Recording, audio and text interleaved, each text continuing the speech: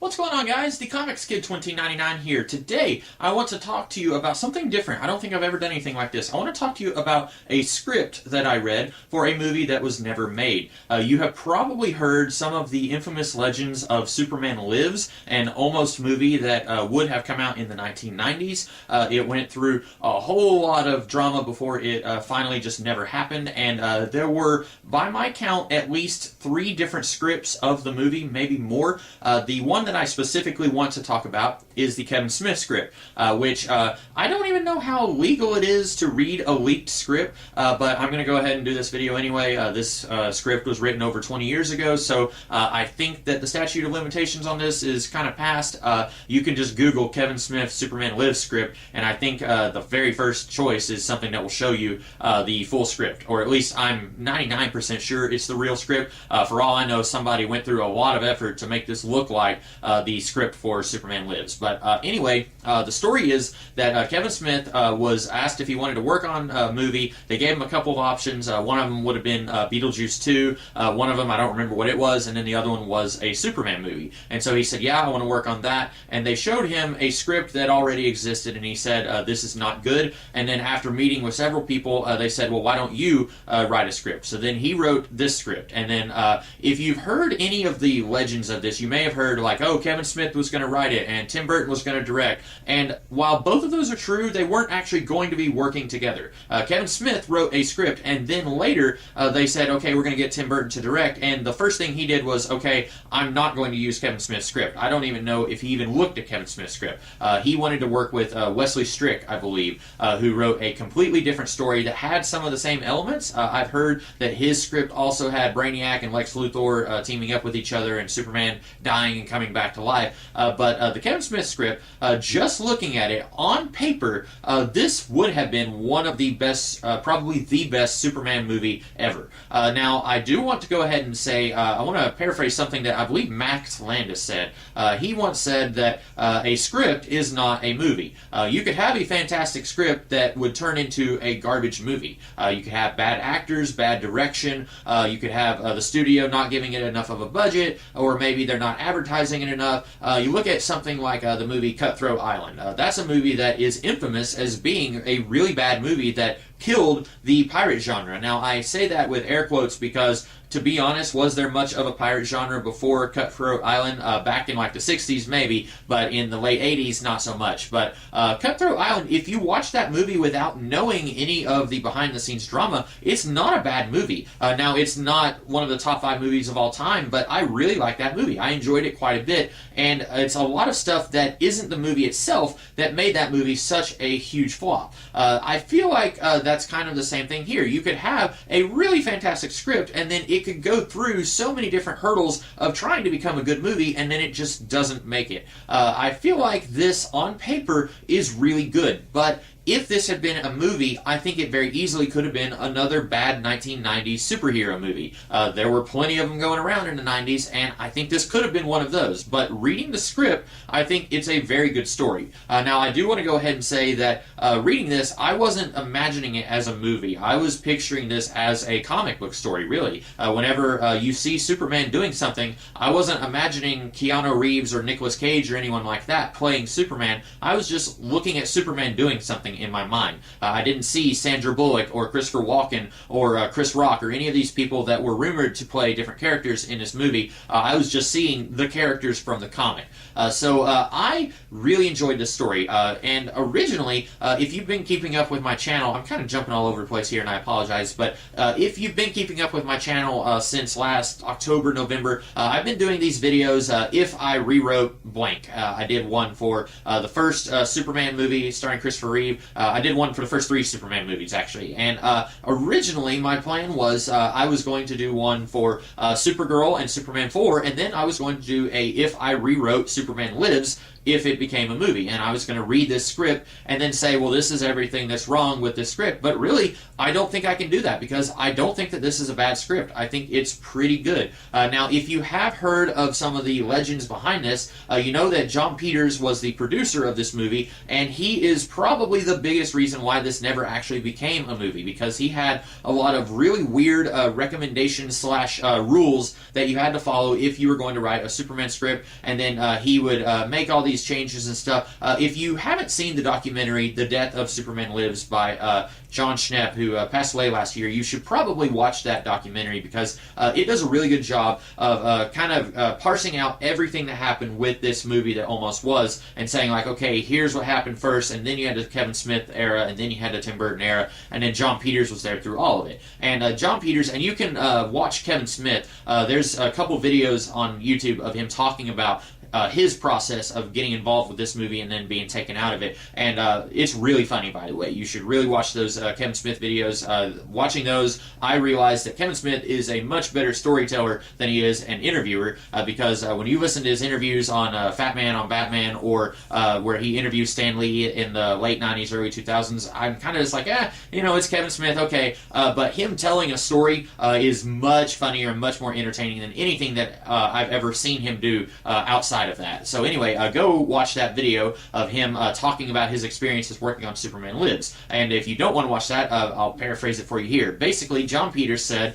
I have to have a giant spider at some point in the story. I have to have Brainiac fighting polar bears, and then Superman cannot wear the suit and he cannot fly. Now, in this script, Superman does wear the suit and he does fly. So I don't know if that was something that John Peters initially suggested and then Kevin Smith just ignored him, because this does have the spider. It's called a Thanagarian snare beast, and it does have Brainiac fighting some polar bears. But this does not follow all of the things that John Peters wanted in a Superman movie, which, honestly, if John Peters had his way, it would have been really horrible, which is why I think you could have a really awesome script, and then it can be butchered along the way. The producer can come and say, no on this, and let's add this stupid thing, and it can become a bad movie. I don't know if there's ever been the opposite of that, where you have a bad script that becomes a good movie. I can't think of anything where that would have happened. I feel like you would have to do a rewrite on a bad script and turn it into a good script to turn it into a good movie. I don't think you could ever have bad script goes into something, becomes a good movie. I don't think that could ever happen. But anyway,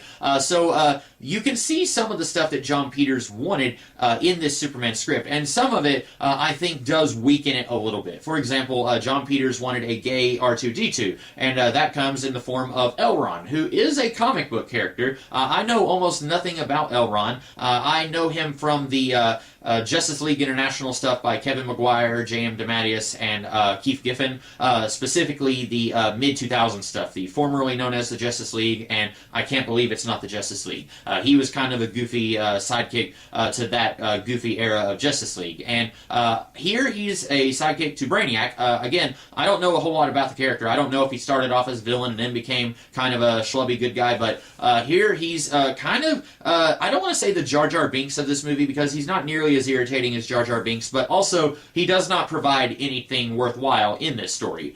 He's basically there to throw out one-liners to kind of balance Brainiac's super dour attitude, if you will. And probably the weirdest thing about this comes in the form of all of the artificial intelligences. You've got the Eradicator, Brainiac, and Elron, and at different points, all of them will speak in these Earth colloquialisms where, for example, at one point, Superman will ask the Eradicator a question, and he would say, bingo. And then Elron at one point would say, Houston, we have a problem. And that's really weird that these guys are aware of these Earth-based sayings. I feel like all of the robots need to be played a little bit more seriously than what they were in this script. For example, the Eradicator has been in the form of Superman's spaceship for the entire time that Superman's been on Earth. How would he know about phrases like bingo or playing possum? So that was a little weird. Not a deal breaker, just a little odd. But anyway, the basic story of this, I haven't really talked about it a whole lot because you probably know, is Superman is an established hero. He and Lois are already in a relationship. She already knows who he is, which I think is probably the best part of this script, is that it's trying to distance itself from the Christopher Reeve movies. Now, I have not made it a secret that I'm not a huge fan of Superman the Motion Picture, and each movie I feel like gets worse as they go on, and I think everyone agrees with that, but a lot of people like the first Superman movie, and I imagine Kevin Smith does too. I think he said that he really likes the Christopher Reeve era, so I was a little surprised that he was basically playing this as a reboot, because by the time you eventually do get a Superman movie in Superman Returns, they're playing that as a sequel to some of the Christopher Reeve movies. And this script was written in, I think, 1996, if I'm not mistaken. This is less than 10 years after Superman 4. We've had sequels to movies that came longer than that. I think Terminator 2 came a lot longer than that, like 12 years maybe after Terminator 1, if I'm not mistaken. So I feel like, I may be wrong on that on the Terminator timeline, but I feel like they could have just as easily said, this is basically going to be Superman 5, and we're just going to gently ignore everything that happened, but it is going to be a continuation. New actors, etc., but it's going to be a continuation. They didn't do that. This is very much its own thing. Brainiac is responsible for the destruction of Krypton, so that contradicts Superman 1. You've got Lois, she knows who Superman is, and they're in a relationship. That pretty much contradicts everything from the Christopher Reeve movies, where Superman realizes he can't be in a relationship with Lois. And this script does something that I kind of would have liked to have seen in the Christopher Reeve movies. If you watched one of my fix videos, if I rewrote Superman 2, I basically said it's really dumb that Superman is not allowed to be with Lois Lane, and that he has to belong to the entire world. This script addresses that. This script has Superman saying that he wants to be with Lois Lane, and Lois Lane saying that he belongs to the world. And then that's kind of a character arc for the two of them throughout the movie, or throughout the script, rather. So I really like that this addresses that. That's something that I've never been on board with. I think that Superman should be allowed to have relationships with people without being belonging to the entire world, if you will. Really, I don't think that there's anything huge about this script that I can really complain about, other than, you know, Elron, he's there. You have the bear fight that John Peters wanted. You have the giant spider, which it's fine. It makes sense that Brainiac would have a menagerie of weird creatures, which that's how they introduced Doomsday, and I thought that was good. In the comics, they never really explained where Doomsday came from until much later, I think. So I like that they actually show this is where Doomsday came from. Also, they show that Doomsday is not a big part of the movie. Before reading the script, I always thought if they were going to do the death of Superman on film, that it would take up an entire movie with him dying being the end of the movie, and then the next movie would be him being brought back to life. Kind of sort of what they did with Batman vs. Superman and Justice League, where he dies at the end of BVS, spoilers for that one, and then he comes back to life in Justice League. Now, it wasn't handled very well on either movie, but that's how I always thought they would do a Death and Return of Superman. Have it take place over at least 2 movies. This does it all in one movie, and I think it works very well.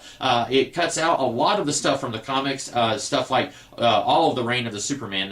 The Eradicator is in this movie, but he's not anything like he was in the comics. He's basically just an artificial intelligence that Jor-El sent to Earth to watch over Superman and then save him whenever his life signs get really low. But other than that, you don't get the Cyborg Superman, you don't get John Henry Irons or Superboy, which is fine. That would have made this be a multi-picture epic, and I think it's okay cutting that stuff out.